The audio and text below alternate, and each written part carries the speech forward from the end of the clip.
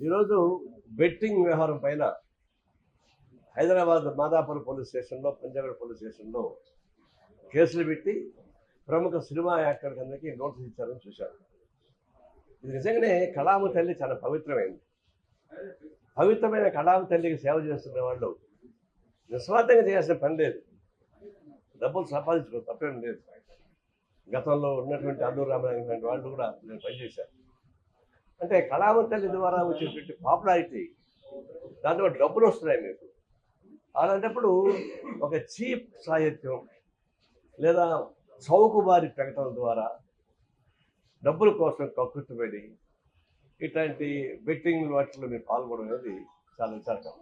ప్రజలు చాలామంది సామాన్యులు ఒక లీడింగ్ సినిమా యాక్టర్ చెప్పినప్పుడు నిజం అనుకుంటారు. ఎందుకంటే కళామ తల్లి మీకు ఇచ్చేటువంటి సర్టిఫికెట్ ఒక లీడింగ్ యాక్టర్ కాబట్టి మీరు చెప్పింది నమ్ముతారు జనం. మిమ్మల్ని ఉపయోగించుకొని ఈ బెట్టింగ్లను ఉపయోగించుకోవడంతో పాటు తర్వాత ఈ బోగస్ రియల్ ఎస్టేటు, బోగస్ బంగారం వ్యాపారం, ఆ రకరకాల పద్ధతుల్లో సినిమా యాక్టర్ దాని మీద చేస్తూ ఉంటారు. దీనిలో కొంతమంది ఏమంటారు, తెలియక చేశానని చెప్పేసి ఒక ఆయన అంటున్నాడు. చట్టపరంగా ఉంది కాబట్టి నేను చేశాను అంటున్నాడు. ఏం చట్టం? పనికిమాలిన చట్టం. చట్టం వేరు, నైతికత వేరు. గుట్కా కూడా ఇది ఆహార వస్తువులు ఇది ఒకటి అని చెప్పేసి ఒక పనికిమాలిన జడ్జిమెంట్ ఒకటి వచ్చింది. దాన్ని దృష్టిలో పెట్టుకొని పాన్ పరాక్ ఇవన్నీ తయారు చేసి అమ్మేస్తూ ఉన్నారు. చాలా హీనాతిహీనమైనటువంటి పాన్ పరాక్ లాంటి వాటికి కూడా సినిమా యాక్టర్లు అడ్వైజ్ చేస్తున్నారు. దాన్ని తిని ఎంజాయ్ చేస్తున్నారు పనికిమాలిన వాళ్ళు. దీన్ని చూసినప్పుడు సాంఘిక అరాచకంతో కూడుకున్నటువంటిది, సాంఘిక హింసతో కూడుకున్నది, అనైతిక విలువతో కూడుకున్నటువంటి అంశాల పైన మీరు ఎందుకు మీ పాపులారిటీ ఉపయోగిస్తున్నారు? కేవలం డబ్బులు అంటే మీకు డబ్బులు ఇచ్చారు కదా, జనం సపోర్ట్ చేశారు, మీకు డబ్బులు ఇచ్చారు, ప్రతి సినిమా యాక్టర్ బ్రహ్మాండంగా అనుభవిస్తున్నారు. కొంతమంది సినిమా యాక్టర్ రిటైర్ అయిన వాళ్ళు మామూలు యూట్యూబ్లో యాక్ట్ చేసుకుంటున్నారు, సీరియల్స్ యాక్ట్ చేసుకుంటారు. చేసుకోండి, అనేక సీరియల్స్ వస్తున్నాయి, దాన్ని చేసుకోండి. పోయి ఎందుకు పాడుపుత్తులు పని చేస్తున్నారు? ఇప్పుడు దాకా జనం చేత మెప్పించబడి ఇలాంటి చేస్తున్నప్పుడు ఎంతమంది ఆత్మహత్య చేస్తున్నారు బెట్టింగ్ సార్? నేను ఎవరో నాకు ఫోన్ చేశాడు, సార్ మీరంతా ఆన్లైన్ రమ్మి ఆడతారు, చెప్తా కొడతా చెప్పారు. పేరు కూడా తెలియదు. అంటే ఇట్లా వాళ్ళకి ప్రోత్సహించే పద్ధతుల్లో సినిమా యాక్టర్ చేయకూడదు. ఒకప్పుడు చిరంజీవి కోకోకోలా అడ్వర్టైజ్మెంట్ చేస్తున్నాడు. అప్పుడు నేను ఆయన లెటర్ రాశాను, ఈ కోకోకోలా అనేది నేనే కాచి చూసా, బాండాలో పెట్టి కాశాను, కారులాగా వచ్చేసింది. అయ్యే కోకోకోలా తాగడం వల్ల అది అనారోగ్యం, పిల్లల్ని చెడగొడుతున్నావు, చిల్డ్రన్స్ డే సందర్భంగా ఈ లోపల ఆపకపోతే ధర్నా చేస్తాను పంపించాను. చేస్తే సాయంత్రానికంతా అల్లు అరవింద్ గారు నాకు ఫోన్ చేశాను. ఏంటి ఆయన చిరంజీవి పైన బాంబులు వేసేవాడు. నేనేం వేయలేదు అంటే ఏమిటంటే మేము చేసే అడ్వైజులు ఇచ్చే డబ్బులు ఈ చిరంజీవి రక్త నిధి ఉంది కదా, దానికి ఖర్చు పెడుతున్నాం, దానివల్ల ఉపయోగపడుతుంది. నేను అడుసు తొక్కనేలా, కాలుకు అడగనేలా, రక్తం చెడగొట్టడానికి దీన్ని ఉత్సాహపరిస్తే చెడిపోయిన రక్తానికి మనం బాగు చేయడానికి మీరు ఖర్చు పెడతారా? ఇదేం అన్యాయం అని అంటే మరుసటి రోజు ఫోన్ చేశాడు, మాకు 3 నెలలు టైం ఇవ్వు, ఎందుకంటే ఆల్రెడీ అగ్రిమెంట్ ఉంది కాబట్టి సాధ్యం కాదు. కరెక్ట్గా 3 నెలల తర్వాత ఆపేశాడు. మన చిరంజీవి ఎప్పుడు కోకోకోలాకి చేయలేదు, ఎంత డబ్బులు ఇస్తా కూడా. అట్లా ఉండాలి, ఉంటే స్పిరిట్. ఇదేంటి పనికిమాలిన వ్యవహారం? కాపాడుకోవడానికి ప్రయత్నిస్తున్నారు. అదేమంటే చట్టబద్ధ అంటాడు, నాకు తెలియదు. ఇంకొకటి తెలియదా? సినిమాలో పనిచేసేవాడు తెలియకపోవడం దానిలో కళాంతకుడు, అన్ని విషయాలు తెలుసు.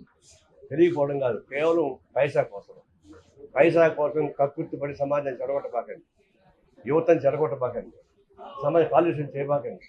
దయచేసి చెప్తా ఉన్నాను. ఇప్పుడు దాకా మీరు చేసింది అయితే పనిష్మెంట్ ఇస్తా తెలియదు, గవర్నమెంట్ తగిన పనిష్మెంట్ ఇవ్వాల్సింది.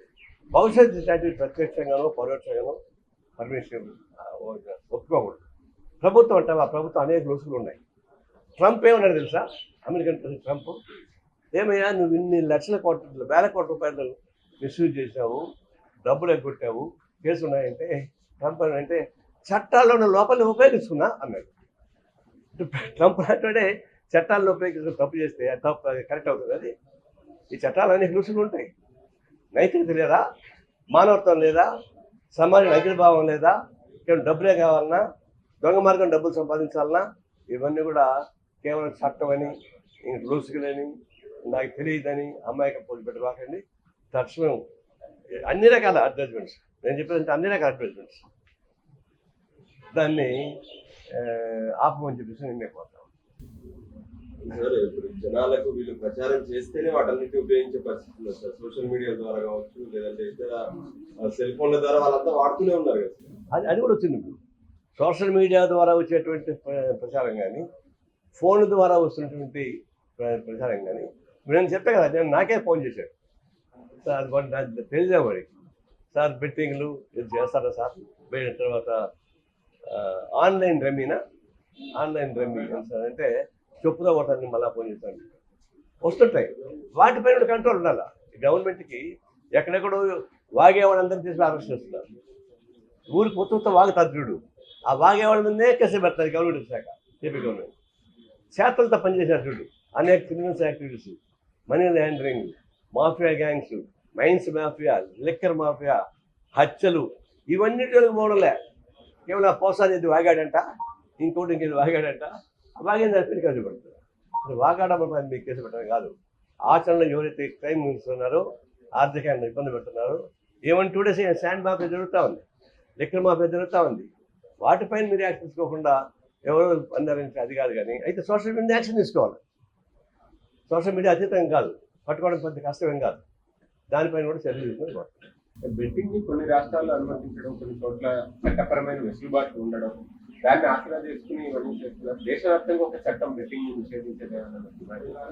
అది చట్టం అంటే మన భారతదేశంలో ఏ చట్టం పెట్టినా దాన్ని దొంగలు పోసేటువంటి ఒక సందులు పెట్టారు. భూ సంస్కరణ చట్టం పెట్టారు, దాన్ని చాలా సందులు పెట్టారు, ఎక్కడ నష్టం జరగలేదు. అంటే గుట్కా ప్రమాదం అన్నారు, ఆ గుట్కాను ఆహార వస్తువుగా కోర్టు ప్రకటన చేసుకొని అదేమంటారు దాన్ని